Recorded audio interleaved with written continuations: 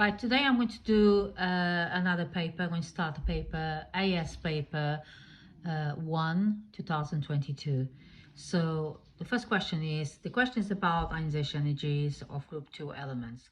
Explain why the first ionization energy of the group 2 elements decreases down the group. So as you go down the group, you have more shells, you got more shielding, okay? So you got less attraction from the nucleus to outer shell electrons, and that's what you say in here. So there are more shells as you go down the group, therefore there's more shielding, and there is a weaker attraction between the nucleus and the outer shell electrons, and you get 2 marks for that. Okay, so the next bit here, it says here, let me just see if I can see it. Go like that. Yeah, so it says here, given equation could state symbols or represent a process that occurs when the third ionization energy of magnesium is measured. Whenever you do this equation, if he asks you for the third, you do Mg3 plus here, plus electron, and then the back one, it will be 2 plus. So you never get it wrong. So if he says, what is the fourth ionization energy, you just put 4 plus and then 3 plus there. So you never get it wrong when you do the equation of ionization energy, of ionization energy equations.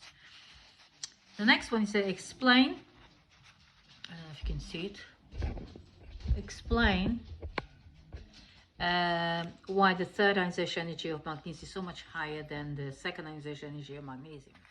So there's 2 marks for that. So what you do first, you look that, so you take the first and the second out. So you took the first electron, second's gone out. So the third is coming from the shell closer to the nucleus. So that's your nucleus. Okay? Because it's closer to the nucleus, it's got greater nuclear attraction. So the attraction between the nucleus and the shell electron is greater. So it's much harder to remove that electron. So it's going to need a bigger ionization energy. So the third ionization energy, so how you answer that? The third ionization energy, the electron is being removed from a shell that is closer to the nucleus. That's for 1 mark. Therefore, this electron is less shielded, because there's less shielding going on in here. Okay. So then for the second ionization energy, so therefore it's harder to remove. And that's how you answer that question correctly. Right, now we're going to do question 2 from the same paper, but this is all my opinion. Is not official, whatever I'm going through. I'm just helping you for my own, my way of answering questions and looking at the mark scheme. Okay, so this question is about acid-base titrations. You got citric acid reacts with sodium hydroxide. You got this equation. First thing you look at is the equation, and then you say a student makes a solution of such citric acid by dissolving some solid citric acid in water. Describe the method and to add an accurately known mass of solid to a beaker to make a solution.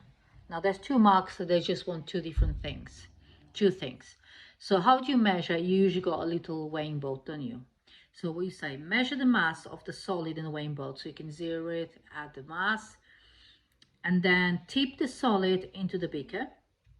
Once you tip the solid into the beaker and reweigh the boat, making sure that you recorded the accurate value of the weight. So that means you tip it off and then reweigh again, and then you know exactly how much solid is gone in accurately. So that's the first one. Question number 2.2. Question number 2.2 is like, the student dissolves 0.834 grams of citric acid in the water to make a solution up to 500 centimeters. So what we have, we got grams in here, we got volume in there. So calculate concentration. They want the concentration in mol per dm cube of citric acid in solution. So what we have, we got citric acid, this is formula. And so first thing we do, you work out the MR of citric acid. It came out to be 192. So if you add them all together, it gives you 192. Then you just work out the moles. The moles is mass over molar mass. Okay, so you need to know that formula. So it'll be mole equals mass over molar mass.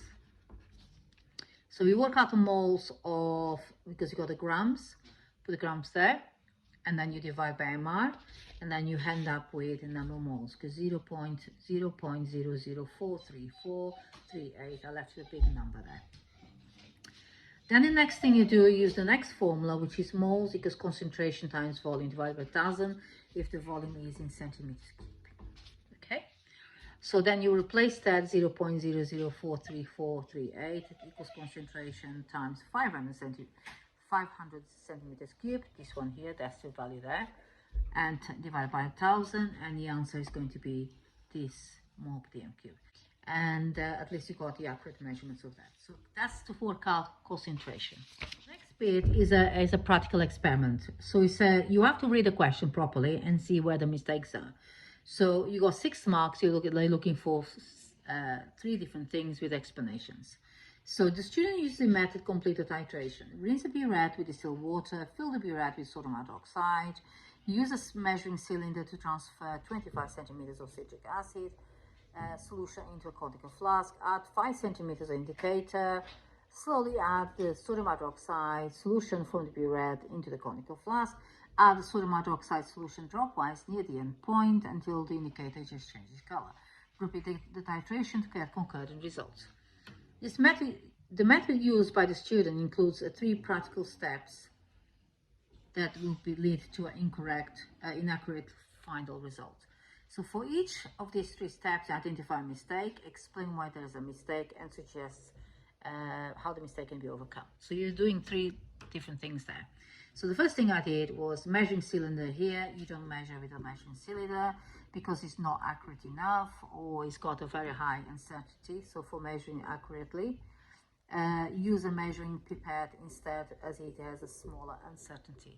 So you can just say a measuring cylinder has got high uncertainty, so for a pipette, measuring pipette will have a smaller uncertainty, so therefore it'll be more accurate. The second one, you only have 2 to 3 drops of indicator instead of 5 centimeters.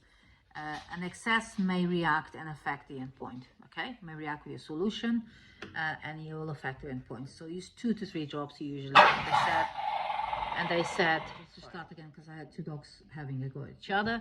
So it says, here says add 5 centimeters, which is quite a lot of indicator. Usually when you're doing a titration, you use 2 to 3 drops. So an excess of indicator will affect the results. It could affect the endpoint, okay? So you want to just make sure you put 2 to 3 drops. That's what I usually recommend. So the third one, so you got 2 marks there, and then you got 2 marks there, and now you got the third one. When adding solution to the conical flask, keep swirling, because you always swirl, don't you, to keep it mixing, until the color change seen is permanent. Here it says here, add sodium hydroxide solution dropwise near the end point until the indicator just changes color.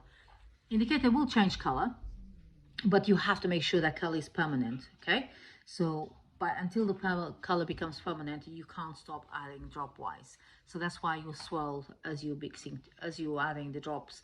So you mix up as you're adding the solution into the conical flask.